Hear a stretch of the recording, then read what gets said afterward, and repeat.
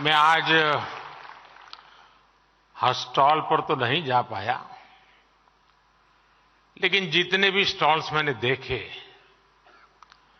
वो बहुत ही प्रभावित करने वाले थे। हमारे देश में ये सब हो रहा है, देखते हैं तो और आनंद हो जाता है। मैंने तो कभी गाड़ी खरीदी नहीं है, इसलिए मुझे कोई अनुभव नहीं है क्योंकि मैंने कभी साइकिल भी नहीं खरीदी है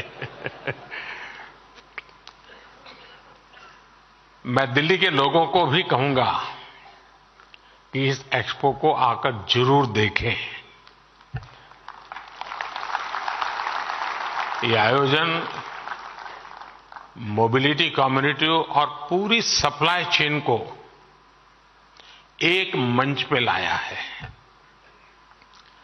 मैं आप सभी का भारत मोबिलिटी ग्लोबल एक्सपो में अभिनंदन करता हूं और आप सबको बहुत बहुत शुभकामनाएं देता हूं। शायद आप में से कुछ लोगों को स्मरण होगा कि जब मेरी पहली टर्म थी, उस समय मैंने एक ग्लोबल लेवल की मोबिलिटी कॉन्फ्रेंस प्लान की थी और उस समय की चीजें अगर आप निकाल के देखोगे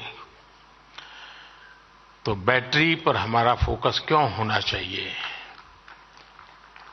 इलेक्ट्रिक व्हीकल की तरफ हमें कैसे जल्दी जाना चाहिए, इन सारे विषयों पर बहुत विस्तार से वो समिट हुआ था।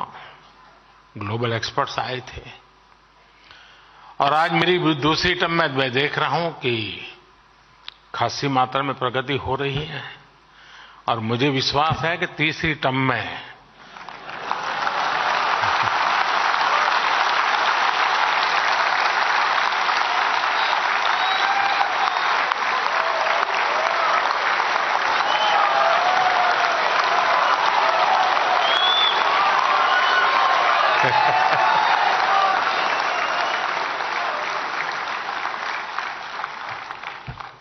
चलिए, समझदार को इशारा काफी होता है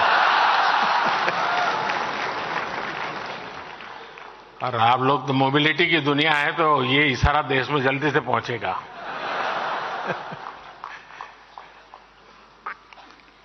साथियों, आज का भारत 2047 तक विकसित भारत बनाने के लक्ष्य को लेकर आगे बढ़ रहा है। इस लक्ष्य की प्राप्ति में मोबिलिटी सेक्टर एक बहुत बड़ी भूमिका अदा करने वाला है और मैंने लाल किले से कहा था, मैं आज दोबारा उसका पुनःस्मरण करा रहा हूं। उसमें मेरा एक विजन भी था, मेरा विश्वास भी था और वो विश्वास मेरा अपना नहीं था, 140 करोड़ देशवासियों का सामर्थ्य के कारण वो विश्वास शब्दों में प्रकट हुआ था। और उस दिन मैंने कहा था लाल किले से, यही समय है, सही समय है।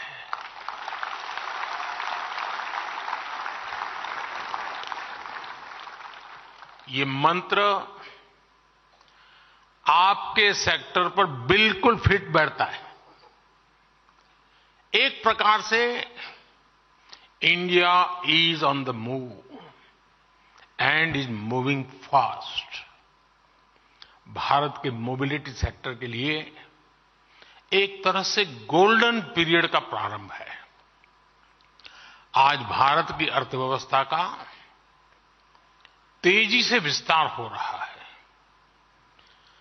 और जैसा मैंने पहले कहा, हमारी सरकार की तीसरे टर्म में भारत का दुनिया की तीसरी सबसे बड़ी अर्थव्यवस्था बनना तय है।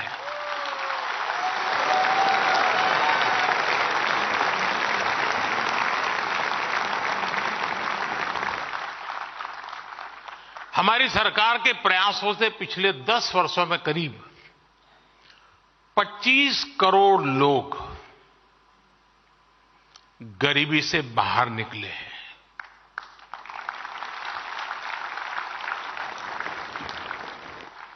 और जब वो गरीबी से बाहर निकलता है ना, तब उसके सपनों में पहली 5 चीजों में क्या होता है? एक आप होते हैं। चाहे वो साइकिल खरीदने का चाहेगा, चाहे स्कूटी खरीदना चाहेगा, चाहे स्कूटर, और हो सके तो 4 व्हीलर, उसका पहला ध्यान आप ही पर जाने वाला है। और ये 25 करोड़ लोग गरीबी से बाहर आए हैं। आज भारत में बड़ी संख्या में न्यू मिडिल क्लास बना है, जिसकी अपनी आशाएं हैं, अपनी आकांक्षाएं हैं। शायद एस्पिरेशन का लेवल उस सोसाइटी में होता है, उस इकोनॉमिकल स्ट्राटा में होता है, वो शायद ही कहीं और होता है जी। जैसे व्यक्ति के जीवन में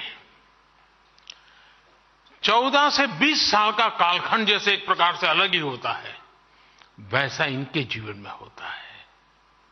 और इसको अगर हम एड्रेस करते हैं तो आप कल्पना कर सकते हैं हम कहां से कहां पहुंच सकते हैं जी। ये न्यू मिडिल क्लास, उसके एस्पिरेशंस, और दूसरी तरफ आज भारत में मिडिल क्लास का दायरा भी बहुत तेजी से बढ़ रहा है।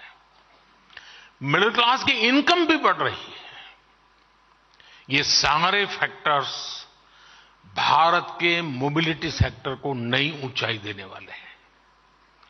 बढ़ती हुई अर्थव्यवस्था और बढ़ती हुई आय के बीच बढ़ते हुए कुछ आंकड़े आपके सेक्टर का हौसला बढ़ाने वाले हैं। मोदी नहीं, ये आंकड़े।